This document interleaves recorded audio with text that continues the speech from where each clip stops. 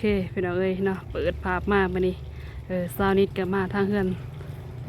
มาอัปเดตเนาะทางเฮือนน้องน้อยเพิ่นพี่น้องเอ้ยเนาะที่ว่าทางทีมงานเฮาก็ได้มาอัปเดตแล้วพี่น้องเนาะได้มาถ่ายแล้วมื้อนี้สนิทก็เลยมาอัปเดตอีกครั้งพี่น้องเอ้ยเนาะเพราะว่าเพิ่นก็บ่ฮู้ว่าสิอยู่หรือบ่เนาะทางน้องน้อยเพิ่นก็พี่น้องเอ้ยเนาะก่อนอื่นก็หันหน้าหันตามาทางพี่พี่น้องเอ้ยนะมื้อนี้สนิทก็ได้มาหอเทือนเพิ่งซ่านของน้องน้อยเพิ่นอีกครั้งพี่น้องเอ้ยเนาะก่อนอื่นก็กราบทักทายสบายดีเด้อพ่อแม่FC สุขุสุขคนเนาะบ่ว่าอยู่ภายในประเทศหรือต่างประเทศพี่น้องก็ยินดีเข้าสู่ช่องตอนนี้กระต่ายพี่น้องเอ้ยเนาะขอทางเซ็นเก่าเซ็นเคยเนาะบ่ว่าน้องน้อยเพิ่นสิอยู่เฮือนบ่หรือบ่มื้อนี้พี่น้องเอ้ยเนาะไปสนิทสิพาพี่พาน้องเพิ่นเนาะไปหาก่อนพี่น้องเอ้ยเนาะว่าเพิ่นสิอยู่เฮือนบ่เนาะไปถามทางครอบทางครัวเพิ่นก่อนพี่น้องเอ้ยเนาะคือสิเป็นพ่อเพิ่นน่ะพี่น้องเอ้ยเนาะอยู่เฮือนอยู่ซ่านเนาะสนิทก็เลยว่าสิย่างเข้าไปทักทายถามข่าวเนาะว่าเพิ่นเฮ็ดหยังอยู่นะพี่น้องเอ้ยเนาะเจ้าพี่น้องเนาะสบายดีเด้อสบายดีโดยเฮ็ดหยังอยู่นี่ฮะโอ้ยนั่งซีดนาวแดนี่นั่งจากปิ้งไผ่นี่เอานางพิงไผ่บ่นี่จ้าโอ้เสียงรถก็แห้งเนาะอยู่แคมทางเนาะพี่น้องเอ้ยเนาะโดยนางพิงไผ่อีกพี่น้องเอ้ยโดยมักกับคนมือเทาโดยอ้ายบ่แม่นเป็นพ่อของน้องเต่าน้อยบ่น้องน้อยเห็นบ่แม่นแล้วสอนนิดก็เห็นอยู่ในคลิปบ่าวเตียงทองเพิ่นพี่น้องเอ้ยเนาะในคลิปบ่าวเตียงทองคลิปบ่าวโก้เพิ่นพี่น้องเนาะมื้อนี้สอนนิดก็มาหาทางครอบครัวเพิ่นอีกครั้งพี่น้องเนาะมาอัปเดตว่าน้องน้อยเพิ่นอยู่เฮือนบ่มื้อนี้เนาะอยู่บ่อยู่ในเฮือนอยู่โดยเห็นเรายานี่โดยเพิ่นบ่ได้ไปทางไหนบ่ได้ไปรับจ้างรับหยังบ่มื้อนี้โอ้ยมื้อนี้เพิ่นพักเมื่อยแห้งไปแล้วโดยเสียหยาคาหุ่นนี่แล้วช่วยพี่ช่วยน้องนี่โดยโอเคสันเนาะพอสันนี่สิไปหาทางน้องเพิ่นต่ออีกเด้อสุขดีเลยไปพี่น้องเนาะไปหาทางน้องหน่อยเพิ่นพี่น้องเนาะว่าเพิ่นเฮ็ดหยังอยู่เฮือนอยู่ซ่านพี่น้องเนาะ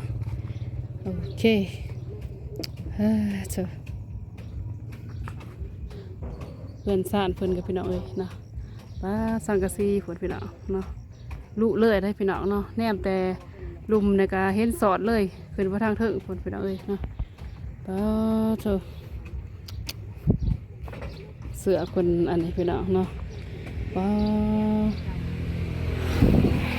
มาเจอตัวจริงพี่น้องเนาะทางจะเป็นมองคนงัดประตูนี่แหละพี่น้องเนาะเจ้าใส่เด้น้องหน่อยพอดีอยู่เพื่อนปะเนาะ25เพิ่นก่อนพี่น้องอยู่ทางไหนเด้บาดโอ้บ่เห็นเพิ่นได้ทางไหนพี่น้องเนาะเพิ่นไปอยู่ทางไหนเด้บาดรอบเพื่อนเพิ่นนี่แหละพี่น้องรถกระแล่นชวนเลยได้พี่น้องเนาะโอ้เพิ่นอยู่ทางพี่น้องสบายดีสาวนิดโดยสบายดีเฮ็ดหยังนี่สาวน้อยเพิ่นซอยต้นกล้วยสิเจอหมู่โอ้ซอยต้นกล้วยโดยซอยแบบนี้เลยบ่หั่นแม่นพี่น้องเนาะซอยหมูมีหมูจักโตล่ะตัวเดียวซอยคู่มือเลยบ่แบบนี้ให้หมูกินแม่นคู่มือพี่น้องเนาะเพิ่นก็เฮ็ดอันนี้ได้พี่น้องเนาะเกลือตั้งแต่อันนี้บ่ได้ใส่ห้ำใส่ยังบ่ได้ใส่เกลือแต่ต้นกล้วยผสมประสานเลยเนาะได้มาแต่ใส่กล้วยนี่ล่ะไงดีเด้เนาะลังเหือน เออตัดเอาอยู่ล่างเฮือนนี่บ่ โดย เออใส่ละผู้เอื่อยไปใส่ละผู้เอื่อย ไปรับจ้าง เออผู้เอื่อยไปรับจ้าง โดย เออรับจ้างเฮ็ดหยังล่ะ ค่ายน้ำมัน ขายน้ำมัน แม่น เออขายน้ำมันคือเก่าเออเพิ่นไล่ให้เดือนเท่าไหร่ หลานป้าย เออน้องมื้อนี้บ่ไปรับจ้างเนาะ บ่ เออ อ อยู่ เพื่อนซอยเวียกครอบครัว เออโดยพี่น้องเอ้ยมื้อนี้ซะหน่อยเพิ่นบ่ได้ไปทางใดพี่น้องเนาะเพิ่นซอยเวียกครอบครัวเฮือนซ่านเพิ่นเออเนาะเพิ่นก็ดีเด้พี่น้องเอ้ยเนาะเพิ่นก็มันดุมันก็ว่าสิก็ซะเนาะดุมันขยันเพียรเนาะซอยพ่อซอยแม่หาเงินหาค่ำรับจ้างรับบายนี่แหละพี่น้องเอ้ยเนาะเพราะว่าบ่มีอันสิว่าจะกินจะใส่นี่แหละเนาะรถก็แห้งขนาดพี่น้องเนาะเพราะว่าเฮือนซะหน่อยก็แคมทางเนาะเสียงดังแห้งขนาดเนาะซะหน่อยเนาะ โดย จักปีละอายุสาวน้อยนี่ 13 ปี 13 ปีบ่ โดย โอ้เพราะว่าสนิทก็เห็นพี่น้องเอ้ยเนาะในคลิปบ่าวเตียงเพิ่นแล้วก็บ่าวโกเพิ่นพี่น้องเอ้ยเนาะแต่สนิทก็มาแบบตัวจริงอีกพี่น้องเนาะมาอัปเดตเพิ่นตัวจริงมาเพาะเพิ่นสนิทก็เลยถามอีกครั้งพี่น้องเนาะแบบว่าให้ว่าFC ที่ว่าบ่ทันได้ฮู้เนาะ FC สนิทที่ว่าบ่ทันได้ฮู้บางคนก็บ่ทันได้ฮู้เนาะให้เพิ่นฮู้นำกันพี่น้องเอ้ยเนาะพี่น้องเอ้ยเด็กเป็นซอยพี่น้องเนาะใส่บนใส่ดิล่ะ คนใส่ ใส่แบบนี้ใส่ซ้ำบ่ โดยคือค่ะ ใส่ซ้ำใส่ดิ คนทันเอามาที่เหือ ซอยเบิดนี่เลยหรือบ่ บ่ เอ ซอย อ ซอยซ้ำเกลือหมูตอนนี้นะ เออซอยเพียงแต่ว่าพอได้เกลือหมูนั่นล่ะเนาะ โดย ผลทุมันได้พี่น้องเนาะยำแรงมากกับซอยเวียกซอยงานทางครอบครัวพี่น้องเอ้ยเนาะผู้ลาเด้ใส่ผู้น้องเด้ไปใส่ อยู่ทั้งเหือน อยู่ทุ่งเฮือน แม่น นึ่งระบอกข้าวแรงนี่ ยังบ่ทันหนึง ยังบ่ทันได้หนึ่งพี่น้องเอ้ยซอยอยู่ได้พี่น้องเอ้ยซอยไปไวๆอยู่เนาะ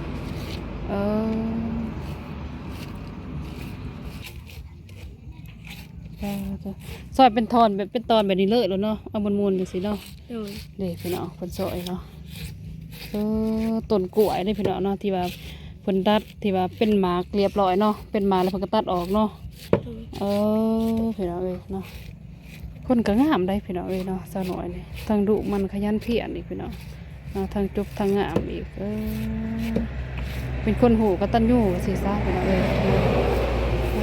ว่าได้พี่น้องเนาะ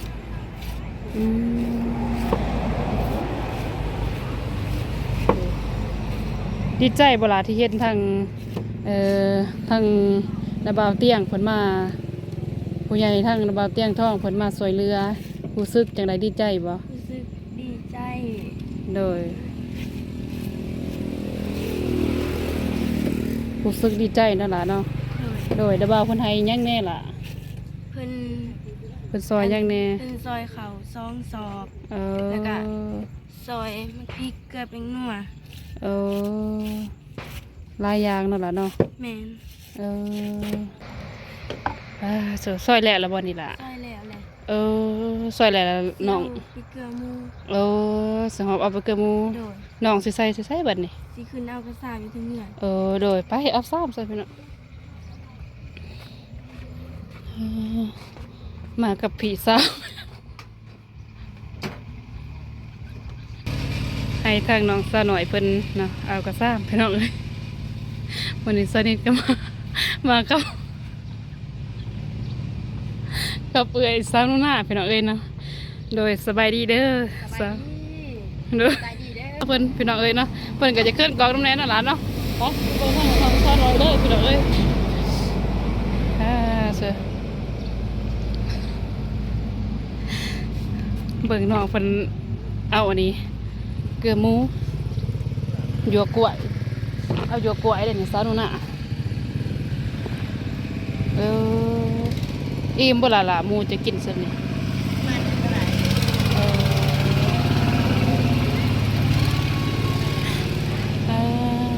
เพิ่นเลยติบ่สิได้ได้หั่นน่ะพี่น้อง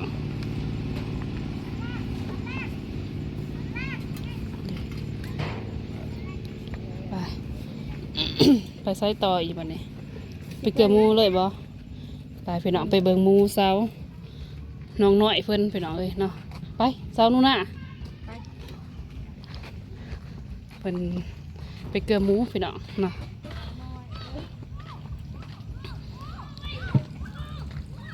เจ้า บ่ได้ใส่ห้ำน้ำบ่ บ่ โอ้มีแต่หยวกกล้วยเนาะ บ่มีห้ามบ่ละใส่หยวกกล้วยเอาเนาะทางไหนของหมูจะละทางนั้นบ่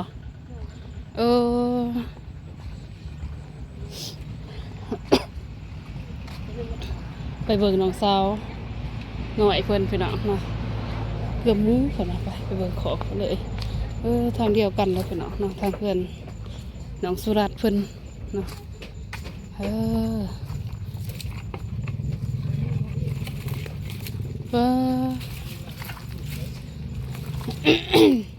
อันนี้หมูไผ่ตัวนี้ละ โมนได้ลองสิล่ะ หมูน้องสุรัตน์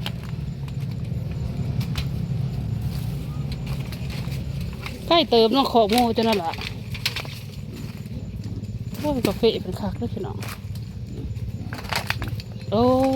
นี่บ่ละพี่น้องตัวเดียวนี่ แม่น ตาน้องสาวเป็นเกลือหมูของแคลดีได้พี่น้องเอ้ยเนาะเก่งเติบได้พี่น้องนี่หมูพี่น้องป้าเจ้าคือสิเป็นน้ำหมูพี่น้องเอ้ยเนาะ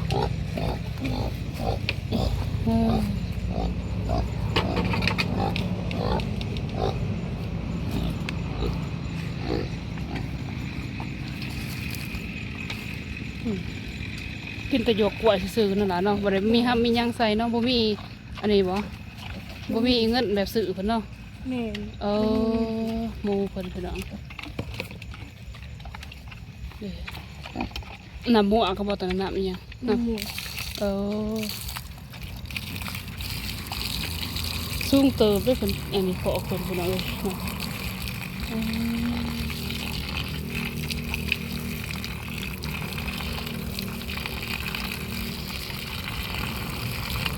เลยป้าเจ้าพี่น้อง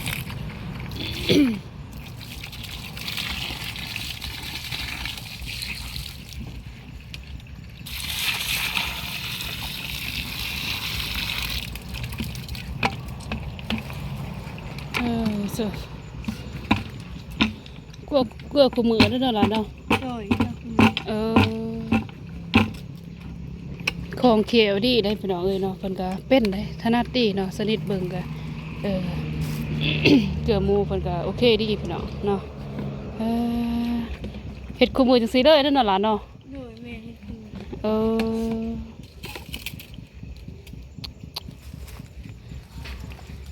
เด้มีลูกนํอีกลูกหมูคองนั่นบ่ล่ะเด้กินห้ำกินหยังพี่น้องเนาะจะจอยดีได้หมูเพิ่นก็ไปเกลือเรียบร้อยพี่น้องเนาะเกลือหมูแล้วเรียบร้อยพี่น้องเอ้ยเนาะ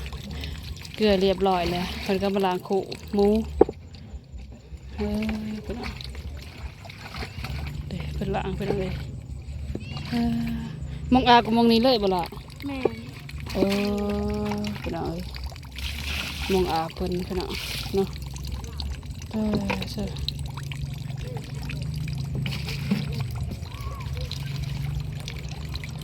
ห้องน้ำห้องในเพิ่นก็อันนี้ได้พี่น้องเนาะเกลือหมูแล้วน้องเสร็จยังอีกบัดนี้ สีหดคณะ กดสวนผักกันบ่ โดย กดนานผักใส่สวนผักน้องเลยทางนี้พี่น้องเอ้ยเนาะสวนผักน้องสาวน้อยเพิ่น เสือพี่น้องเนาะ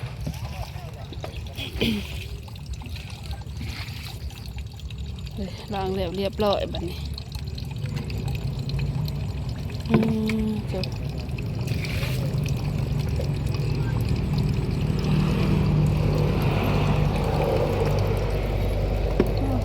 เป็นครัวได้พี่น้อง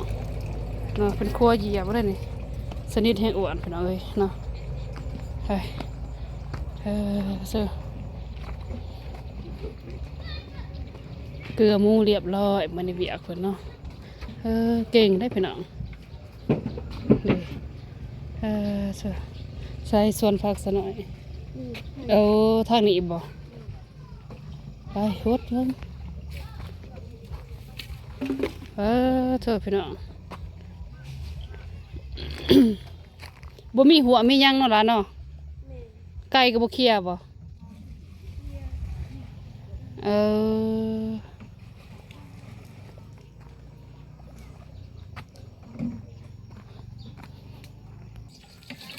เด้ไปเด้ว่าพี่น้องใส่คู่มือเลยพอดี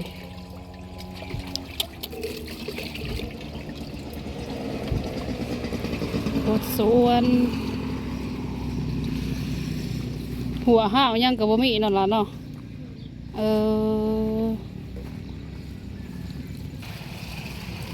เดี๋ยวสาวหน่อยเป็นรถสวนหัวไปหน่อยเลยเนาะ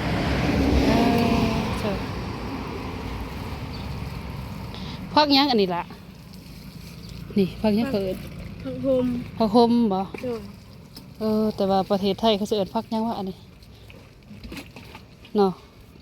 ที่ประเทศลาวนี่แบบนี้สิเอิ้นว่าพักคมพี่น้องเอ้ยเนาะพักสาวหน่อยเพิ่นไผปลูกนี่ปลูกเองบ่ โดยปลูกเอง นานพักนี่ขุดเองบ่ล่ะนานสวนผักสาวน้อยพี่น้องเอ้ยเนาะ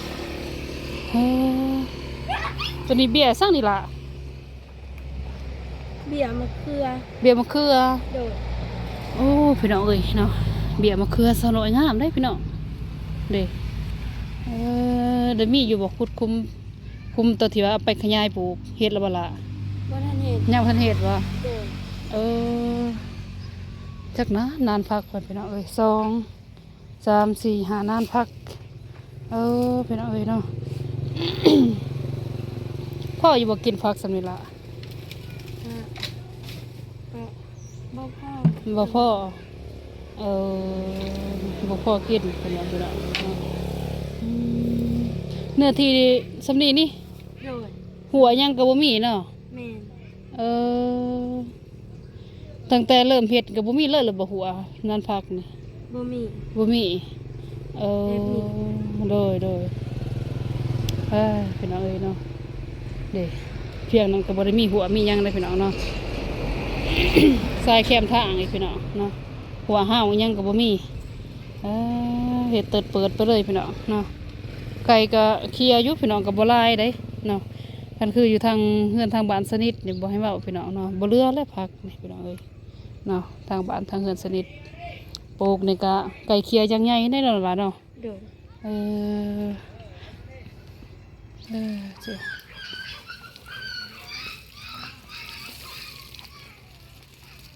้าเจ้าพี่น้องคักได้พี่น้องเอ้ยเนาะคนโทษกะคักดีของแขวดีพี่น้องเอ้ยเนาะเก่งได้สนิทพี่น้องเนาะ13 ปีบลา แม่น เลย13 ปีพี่น้องเอ้ยเนาะเฮ็ดได้สำนี้ก็คือว่าโอเคได้พี่น้องเนาะเขตอื่นนี่ยังบ่ทันจังไดได้พี่น้อง13 ปีก็เฮ็ดอยู่แต่ว่าบ่ปานใดพี่น้องเอ้ยเนาะเจ้า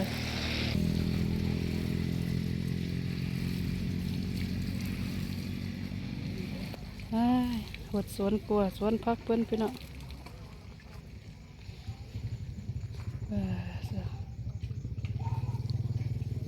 ดี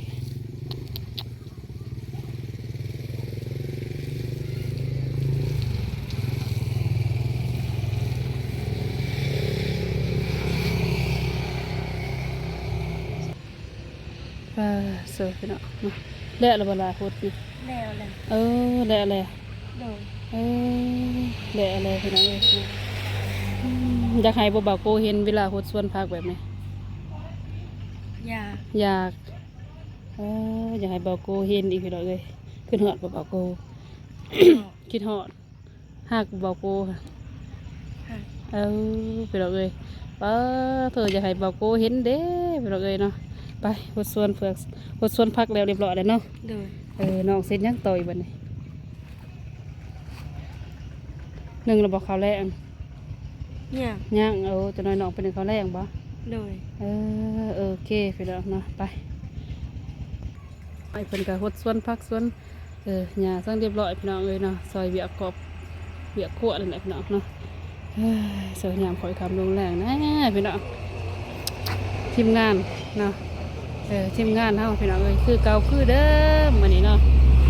สบายดีบ่ใช่สบายดีเด้อบ่าวโก ไป โดยไปจังได้บัดนี้ แล้วมาหาสาวน้อย ว่ามันนั่นน่ะ โดย น้องน้อย หาน้อง มาส่งเบากู มาส่งบ่าวโกบ่ จังเอาใจเลยเฮือนนั่นแหละเห็น เอ ยังเลยเห็นยังในมือเฮือนเนาะ กะบ่ท่านใดอันนี้บ่ก็สิยังอยู่บ่เนาะ ได้ยินเสียงอยู่บ่ รถแล่นช่วยบ่มีไม้บ่โกเอ้ยโดยแต่ก็บ่เป็นหยังเพราะว่าเฮาก็จังน้อยก็อันนี้แหละแล้วบ่เทห้องน้ำ นะ แล้วบ่เทห้องน้ำทั้ง แล้ว แล้ว ห้องน้ำบ่นุ่ง เรียบร้อยเนาะ พี่น้อง ตัดลัง ตัดลังต้องยาง 90%บ่100แล้วบ่ โอ้ยประมาณ50ไป 50%บ่ 50% ยังโบกแล้วก็ต่อ เออ ลังก็ยังอีก ว่า ต่อลัง เออ คุ้มไว้แล้วก็ปอกใส่เรียบร้อย เออโอเค เดี๋ยวเป็นยังไงใส่ทอใส่ทอใส่ยัง เลย ยังไร เลย ตามงบเป็นขั้นตอนนั่นแหละเสร็จ เลย ตามงบมีก็จังเฮ็ดงบบ่มีก็หยุดไปอย่าง ยุดต่ออีกเนาะ ตอนเป็นขาตัวมันใครอยู่ก่อนเลย ใน ในเงินจากมันเลยเนาะ เลย ในช่วงนี้มันอยากกันได้ เลยเสียงกระตือตาดได้ไก่โพดเนาะแคมทางมาใส่ แล้วบัดนี้ เลยแคมทาง แคมทางครับ รถกระแลน สะดวกสบายว่านท้ายว่านเนี่ยยังไม่ใครมัน ตูดปะ มันตก มันตกมันบ่ติดนะว่านเนี่ย เลย เสียงดังจัดจะได้แต่ เลยเดี๋ยวเหือนทางน้องน้อยเพิ่น ช่วยกัน เลย ช่วยกัน เป็นสายบุญสายกัน เนี่ยช่วยกัน เลยหลายอย่างไรเพิ่นเฮ็ดมื้อนี้บาโกสนิทมากคิดว่าสิบ่เจอเพิ่นได้เลยทางสาวหน่อยเพิ่นก็ได้หลายอย่างเกลือหมูบ่าวสายเกลือหมูแล้วก็แม่น แล้วก็เรียกผมหรอ เลี้ยงแล้วหมูก็ตัวเดียวบาโก ไม่ใช่หมูยู โอ้ทางพุ่นพาสนิทไปเด้เมื่อกี้นี่เนาะเทิงเกลือหมูเกลือหยัง ต้องไป แล้วก็เอากาแฟให้น้องสาวน้อย เข่าบ่ โดย เกลือหมูแล้วก็โคสวนคั่วเลยหลังจากนั้นก็มานึ่งข้าวบ่พุ่นว่าเพิ่นก็ขยันดีได้บาโกเอ้ยเล ข ย ยันจังซี่แหละ เลย ให้พ่อแม่พี่น้องไม่ได้เบิ่งเด้ เลย สาวพี่น้องนี่ เลย เพื่อเราไปอยู่ว่า แม่น เราไป เอื้อยเพิ่นไปขายน้ำมันมีแต่น้องน้อยเพิ่นอยู่บ่ได้ไปเออ มาอีกว่าเขาเมื่อนี่บ่มาอีกถ้าว่าบ่มาเขา มา บ้าน แล้ว บ่มาเขา บ้านนี้บ่ได้มาเขา บ่ว่านแล้วบ่ได้มาเขาว่านนี่มาพุ่นประมาณ6 โมง 7 โมงพุ่นเมื่อวานนี่มาเขาเพื่อจะได้นึ่งเขา ลวกมีลวกบาโก้ได้ลวกมีกินก่อนแม่นบ่ ได้กินก่อนหิวก่อน มื้อนี้ หิว สนุ ก่อก นกินก่อนนั่น เลยมื้อนี้เพิ่นนึ่งข้าวทาได้บาโก้ อันนึงข้าวทาแล้วครับ เลยเพิ่นเอา น้องเราผู้หนึงไปใส่แล้วไปเฮียนแล้วเนาะ ไปเฮียนบ่เมื่อกี้คืออยู่ในถึงที่ว่าเลิกแล้วเฮียนก็เลิกมาเรียบร้อยแล้ว เนาะ แม่น 5 โมง 5 โมงแล้วเด้ ทางน้องสาวเพิ่นก็นึ่งข้าวอยู่เชี่ยวชาญดีได้บ่โกเอ้ย สั่นบ่ แม่นเกลือหมูเกลือหยังก็คองแขวดีได้น้องเพิ่นเลย โย เลย เราดุมาแต่น้อยเพิ่นเรื่องง่าย เลย ๆคือได้ยินเราพอแล้วว่าคันบ่เฮ็ดก็บ่มีไผเฮ็ดเพิ่น เลย จะเป็นเจ้า แม่นนั่น จะ นะ เป็นเฮ็ดเองชูเอง เลยสงสารพี่น้องเอ้ยก็มาติดไม้แล้วน่ะเนาะติดรถพลเมือง แม่นแล้วเนาะบ่สายเนาะสำรวจวางแดดนี่เนาะแม่นบ่เตะปลายสำรวจพลเมือง ต้องสหา สาวนิดขึ้นไปเทิงก็เด้อบ่โกข้าวหนึง เลย เบิ่งน้องสาวผู้หนึงเขาพี่น้องติดเตรียมรอได้พี่น้องเอ้ยนะกระดังไฟนึงเขาใส่แบบขี้แบบมีเอาเนาะนางเนาะป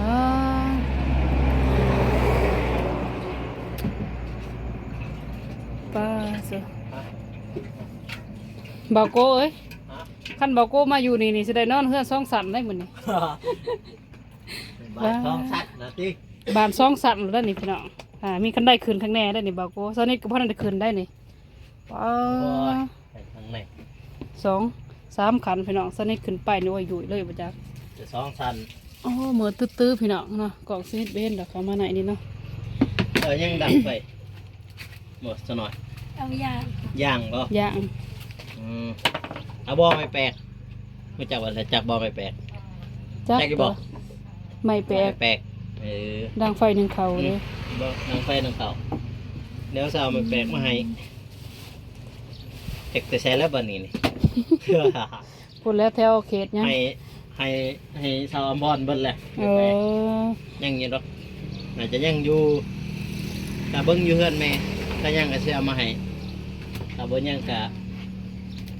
ไปหาคนเอาอยู่เฮือนลุงนั่นแหละ นี่เห็นบ่ซะหน่อยบ่โก้เพิ่นก็เคอยู่ได้เนาะข้าวว่าบ่มีก็สิไปคนเอาของแม่มาให้พุ่นได้ หาหลักเท่านั้นแหละ เลย คนขวาหาเท่านั้นแหละ ดอกไฟบ่มีบ่ล่ะทางนี้ มันจะดอกเดียว มีแต่ดอกเดียวหั่นบ่ แม่น ดอกเดียวนี่แหละไปเลย เสือพี่น้องเนาะพ่อบ่โก้จังว่ามื้อได้เพิ่นว่าเนาะบ่โก้ ฮะ กินข้าวกินมีคือนี่ กันแล้วเด้อ นี่2 สอบพี่น้องเนาะ แม่พุทธวันเพิ่นซื้อ โดยแต่แม่พุทธวันเนาะ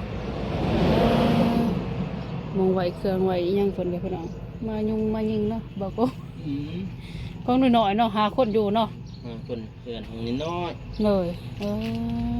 แต่เฮานี่2คนยังพอแห้งเลย ยิงอึดอัดเลย เลยบ่แม่นอยากอดีตดอกบอกก็ซ้ำห้องนอนเฮาห้องหนึงเลยนี่พี่น้องเราเป็นโซน2สันพี่น้องสันนี่ก็จังอิหยังในเพิ่นไหวพี่น้อง ไฟไฟติ บ่โก้สิได้มานอนคักๆแล้วบัดนี้2สันเลยบ่โก้สิก็บ่เคยนอนได้แบบนี้ ไฟเอา เลยเจ้าทางน้องหน่อยขึ้นหนึ่งเขาพี่น้องพ่อบ่กินสมิละพ่อบ่ พ่อ พ่อบ่โก้ผมสิกินน้ำอยู่ได้พ่อบ่ พอ อันนี้พ่อบ่ พอกินลายได้ บ่โก้กินข้าวลายได้อเพิ่นว่า ขอลายได้ขอนี่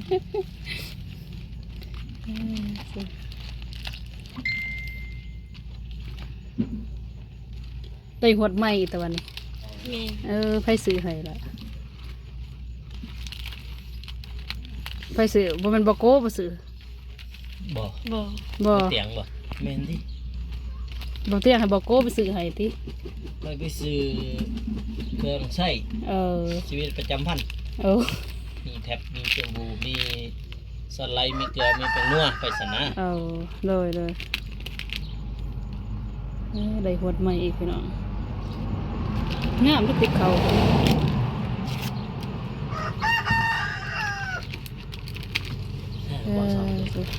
ทางนั้นนี้เป็นอย่างไรบ่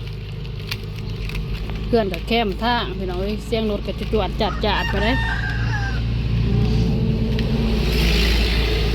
คำบ่เอื่อยจังมาละ 6 โมง 6 โมงบ่ แม่น คู่มือ6 โมงแรกมาเองหรือบ่บ่ได้ไปหาเอาบ่ พ่อไปหา บ่ไปหา 6 โมงนี่ก็มืดเลยพี่น้องเอ้ยเนาะเลยมืดเติมเลยพี่น้องแค่มืดตื่นตาเลยพี่น้องเอ้ยเนาะใช่ทลายอยู่บนน้ำบนหนึ่งล่ะได้ไฟบกน้ำบกบ่ได้เด้โอ้ลายเติบพี่น้องโอ้คักดีได้พี่น้องเนาะเชี่ยวชาญดีเพิ่นก็ได้นี่เพื่อนเพิ่นดังไฟกันพี่น้อง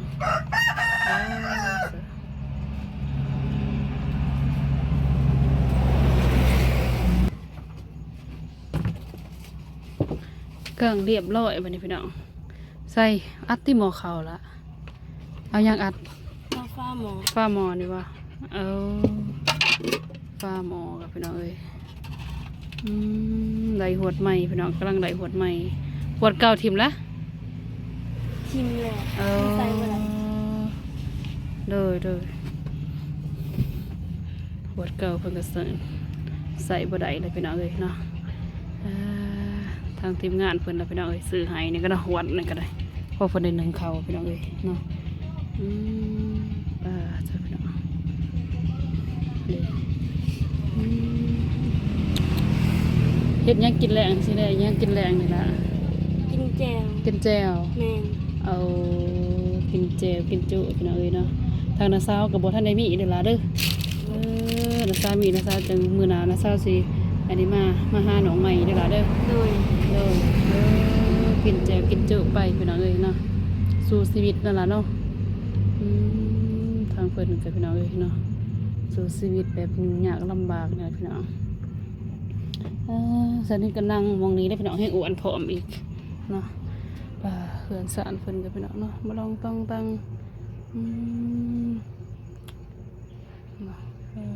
เจอพี่น้องเจอโอเคเนาะนี่ก็คำมืดแล้วนั่นล่ะเด้อมื้อหน้านะสาวสิมาลินน้ำใหม่เด้อโดยเพราะว่าทางทีมงานเพิ่นแน่เนาะมาทางบ่าวโก้บ่าวชายแล้วก็สาวนูน่ามื้อนี้พี่น้องเอ้ยเนาะมาหาน้องหน่อยนี่แหละเนาะแล้วก็มาหาทางน้องสุรัตน์นำพี่น้องเอ้ยเนาะคำมือแล้วนะสาวสิได้กับก่อนนี่ล่ะเด้อ โดย เลย ขอบใจเด้อ เลยโอเค สาวนิด เลยโอเคมื้อหน้านะสาวสิมาลินน้ำใหม่นี่ล่ะเด้อเลยเพราะว่ามันค่ำมันมืดแล้วเด้เนาะนะสาวก็สิได้เดินทางกลับเนาะเพราะว่าทีมงานเพิ่นก็เดินทางมาไกลเติบเลยบ่าวโก้เพิ่นก็เพิ่นอยู่อันนั้นที่เจืองพุ่นเนาะ แม่น เลยโอเคนะสาวสิได้กับก่อนนี่ล่ะเด้อเลยสวัสดีพี่น้องเอ้ยเนาะมื้อนี้ซานิดก็ได้มาหาทางน้องน้อยเพิ่นพี่น้องเนาะมาหาทางครอบครัวเพิ่นมาอัปเดตนะว่าเพิ่นเฮ็ดหยังมื้อนี้พี่น้องเอ้ยเนาะน้องน้อยเพิ่นก็ได้ทำงานหรือว่าเฮ็ดเวียกหลายอย่างพี่น้องเนาะมื้อนี้ซานิดได้มาหาทางครอบครัวเพิ่นนี่แหละพี่น้องเอ้ยเนาะมาเยี่ยมมายามเบิ่งน้องนุ่งเพิ่นทางนี้อีกเนาะทางน้องน้อยเพิ่นพี่น้องเอ้ยเนาะก่อนอื่นก็ขอบมุกขอบใจเด้อพ่อแม่FC สู่ผู้สู่คนนะบ่ว่าอยู่ภายในประเทศหรือต่างประเทศพี่น้องเนาะที่เป็นกำลังแรงใจให้ฟันตลอดมานะขอให้พ่อแม่ FC เนาะสู่ผู้สู่คนจงมีแต่ความสุขความเจริญพี่น้องปรารถนาสิ่งใดก็ขอให้ได้สิ่งนั้นสมพรปรารถนาพี่น้องความเจ็บยาสุดใดความไข้ยาสุมีขอให้พี่เฮงๆปังๆพี่น้องเนาะสำหรับคลิปนี้พี่น้องเอ้ยสนี้ก็สิได้จบคลิปไปเพียงเท่านี้พี่น้องเนาะพบกันใหม่ในคลิปต่อไปพี่น้องเอ้ยเนาะสำหรับคลิปนี้ขอกล่าวคำว่าสบายดีพี่น้องนะบ๊ายบายพี่น้องเอ้ย